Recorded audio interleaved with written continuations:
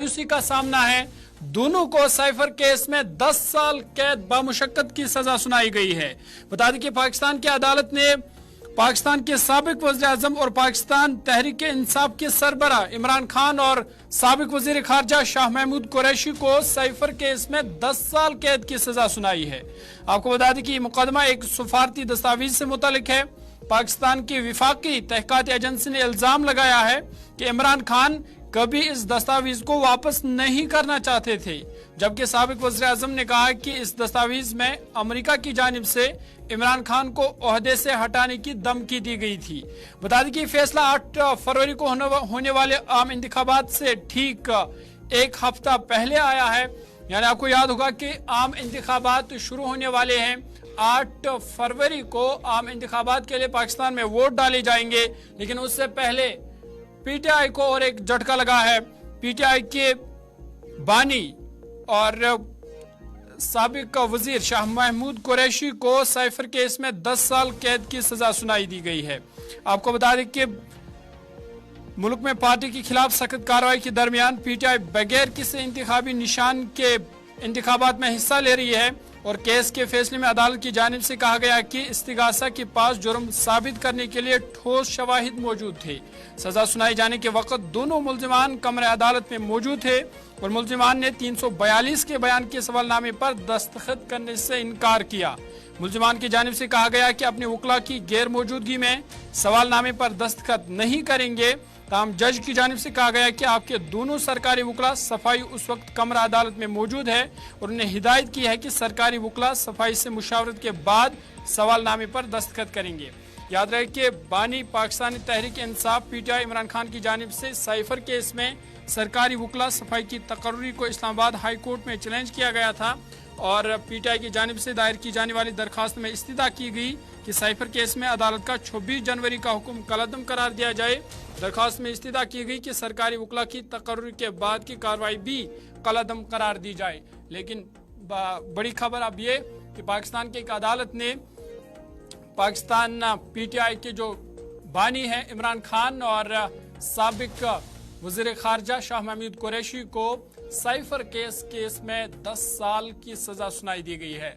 आपको बता दें कि एक तरफ से जहां पाकिस्तान में इस वक्त इंतखाबात की तैयारी हो रही है और पीटीआई पहले ही बगैर चुनाव निशान के इंतखाबात में हिस्सा ले रही है, लेकिन और एक झटका पीटीआई के लिए, पीटीआई के जो बानी हैं और साबिक वजीर खारजा शाह महमूद कुरैशी को फिलहाल साइबर केस के मामले में 10 साल कैद की सजा सुनाई दी गई है।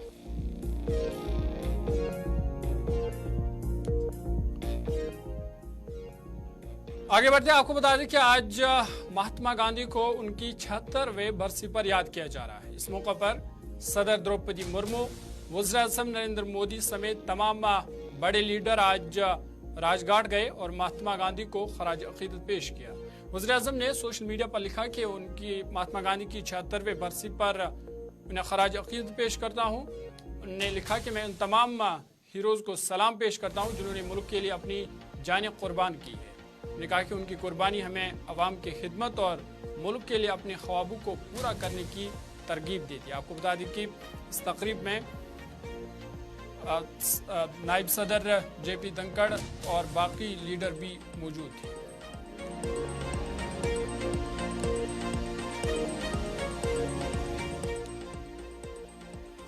इधर कांग्रेस लीडर राहुल गांधी ने बिहार के अरिया में न्याय यात्रा कैंप में महात्मा गांधी के लिए एक खराज अकीदत प्रोग्राम का एहतमाम किया। कांग्रेस ने सोशल मीडिया पर लिखा कि इंसाफ का ये अजीम सफ़र गांधी जी के ख्यालात से मुतासिर है और जो भी उनके नज़रिए को कुचलने की कोशिश करेगा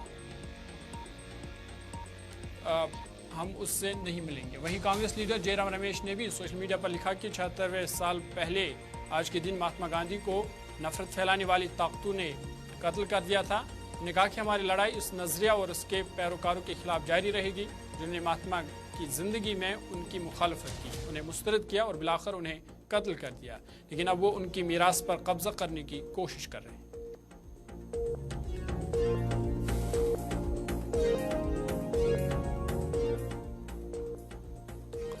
आगे बढ़ते आपको बता दें कि पार्लियामेंट का बजट इजलास बुध यानी कल से शुरू होने जा रहा है। ताहम उससे पहले आज मरकजी हुकूमत ने ऑल पार्टी मीटिंग बुलाई थी। ये कुल जमाती मीटिंग वज़ीर दिफा राजनाथ सिंह के सदारत में पार्लियामेंट हाउस कॉम्प्लेक्स की पार्लियामेंट लाइब्रेरी बिल्डिंग में मुनक्कद हुई और कुल जमाती मीटिंग के दौरान मरकजी वजीर पार्लिमानी उमूर के वजीर प्रहलाद जोशी, पीयूष गोयल, अर्जुन राम मेघवाल और कांग्रेस, DMK और अकाली दल समेत मुख्तलिफ सियासी जमातों के कई वज़रा और लीडरान मीटिंग में मौजूद रहे। ऑल पार्टी मीटिंग के बाद पार्लिमानी उमूर के वजीर प्रहलाद जोशी ने कहा कि हुक्मरान BJP समेत 30 पार्टियों के 45 लीडरों ने मीटिंग में शिरकत की। उन्होंने कहा कि मीटिंग एक साजगार माहौल में हुई और ये एक मुख्तसर सेशन है।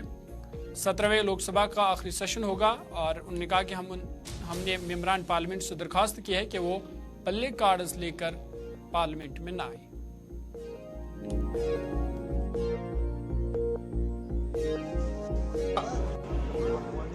All party meeting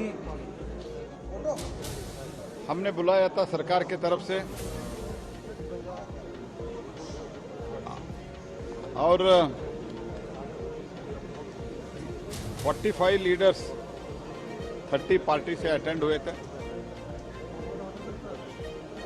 including ruling party that is Bharatiya Janata party. Around 45 leaders attended that.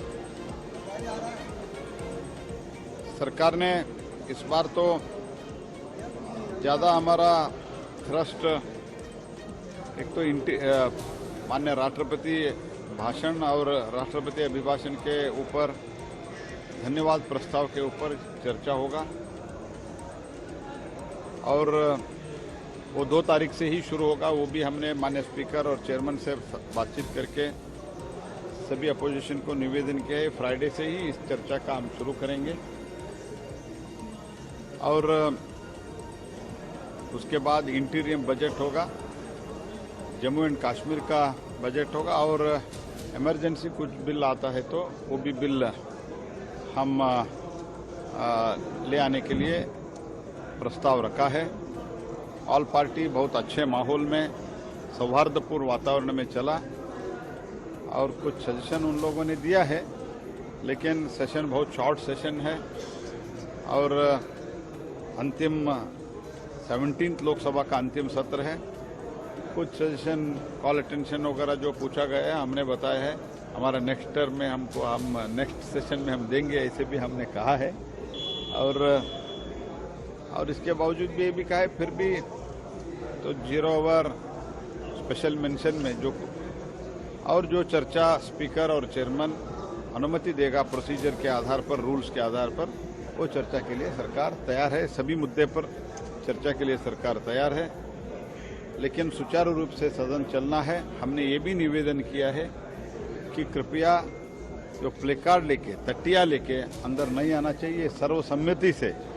तो लास्ट सेशन से पहले जो मीटिंग हुआ था स्पीकर और चेयरमैन के समक्ष, सर्वसम्मति से स्वीकृति हुआ है, इसलिए कृपया वो लाके तो आप एक्शन लेने के लिए मजबूर नहीं करना। ये भी हमने स्पीकर और चेयरमैन को एक्शन लेने के लिए मजबूर नहीं करना।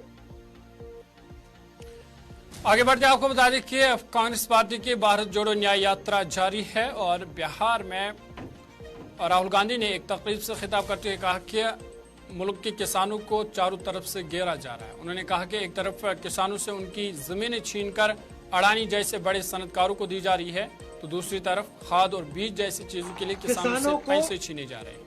उन्होंने कहा कि हमारे किसान मुल्क की रीढ़ की हड्डी है। अगर मुल्क में अरबपतियों के लाखों करोड़ों रुपए के कर्जे माफ हो सकते हैं तो किसानों के कर्जे माफ क्यों नहीं हो सकते।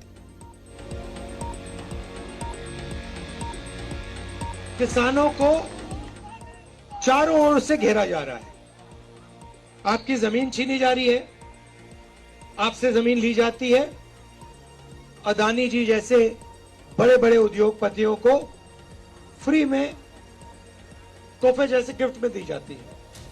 दूसरी तरफ से खाद, बीज, इन चीजों में आप पर दबाव डाला जाता है, आपसे पैसा छीना जाता है। और फिर नरेंद्र मोदी जी ने सबसे बड़ा काम करने की कोशिश की। वो 3 कानून ले आए, काले कानून ले आए और जो आपका था वो आपके नाक के सामने उन्होंने छीनने की कोशिश की। अच्छी बात है कि देश के सारे किसान खड़े हो गए और वो पीछे नहीं हटे, इसलिए आपकी, मैं कह दूं, आपकी जान बच गई, नहीं तो आप सब बर्बाद हो जाते। मेरी सोच है कि किसान देश की रीढ़ की हड्डी है। बेशक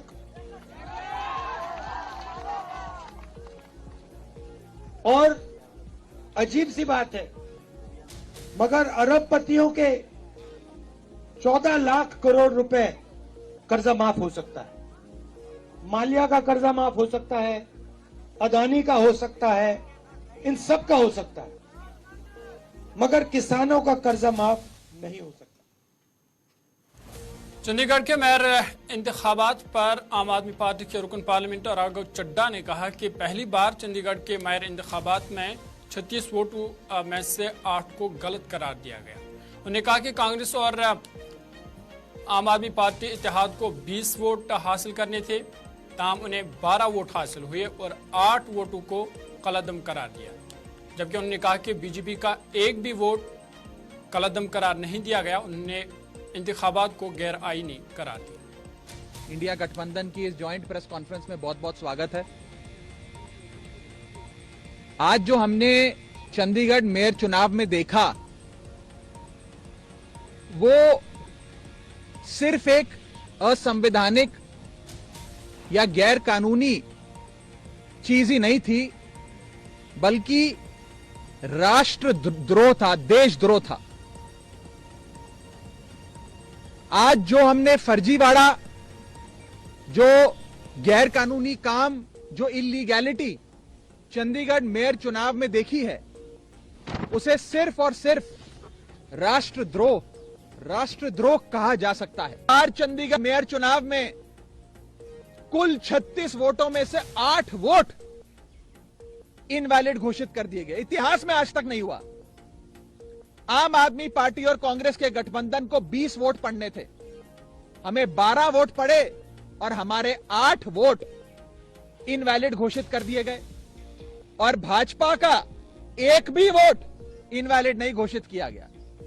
भाजपा के और उनके कुल वोट 16 थे, उनको 16 वोट पड़े और आम आदमी पार्टी के 20 में से 8 वोटों को इनवैलिड यानी कि अवैध घोषित करके हमारे वोटों को घटाकर 12 कर दिया गया। साथियों, जब भी किसी भी वोट को अवैध घोषित किया जाता है या इनवैलिड करार दिया जाता है, तो उस वोट को दोनों पार्टियों के काउंटिंग एजेंट को दिखाया जाता है।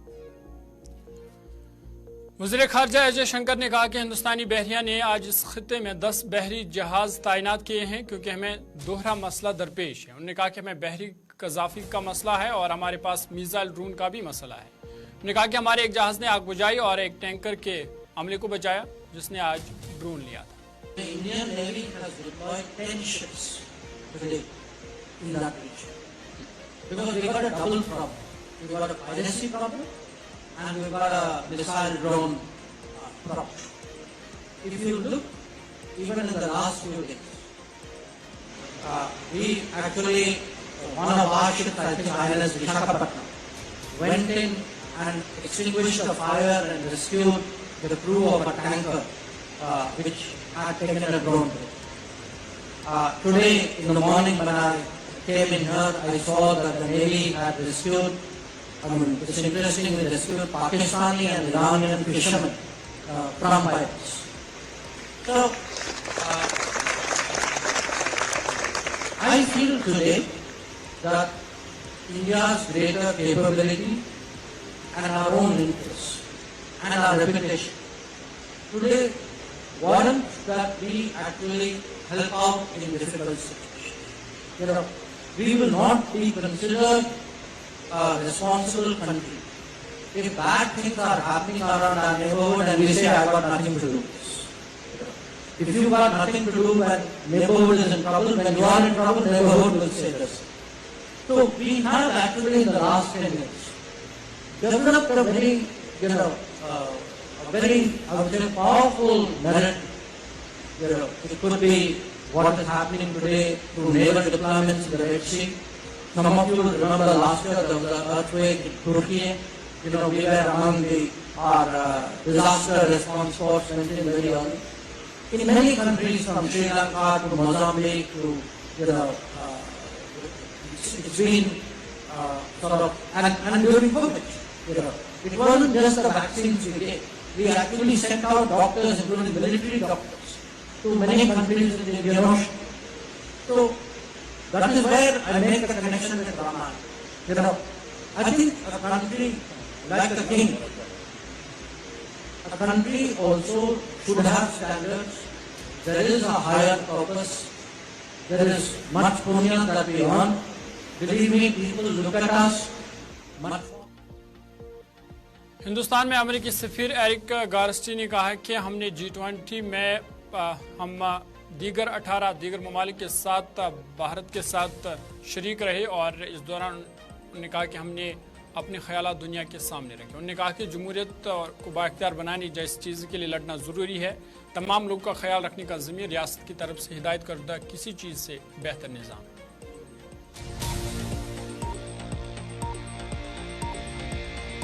Endless adventure and experience. So we all have to kind of create our own story within India. Those of us who are lucky enough to call India home for some time, and those of you whose home country this is, to see what do we want this moment to be about. Not selfishly for ourselves, not just for our families, not for our businesses or our places of work, not even just for our nations, but together what this U.S.-India relationship is about. And I've been telling people recently, this is not India plus the United States. It is not addition, an additive relationship. It's the U.S. times India, or India times the U.S. It's multiplication, a multiplicative relationship that when we come together, it's more powerful than just the two elements for ourselves and just as importantly for our world. We witnessed that in G20 when we came together as partners to bring 18 other countries and much of the developing and developed world together behind the ideas that principles still matter, that something like democracy and empowerment is worth fighting for, that a rules-based free market system is something that on balance with the conscience of taking care of all people is a better system than something just directed by a state. We're living at this time at a crossroads in world history, where one vision of extremism, of autocracy and authoritarianism is different than a vision of democracy, inclusion, free markets and growth. And make no mistake, we say this is America. बड़ी खबर के इस bulletin में फिलहाल मेरे साथ इतना ही है। अपने मेजबान ज़ुहूर लोलावी को दीजिए इजाज़त। देश दुनिया की बाकी खबरों के लिए आप देखते रहिए गुलिस्तान न्यूज़।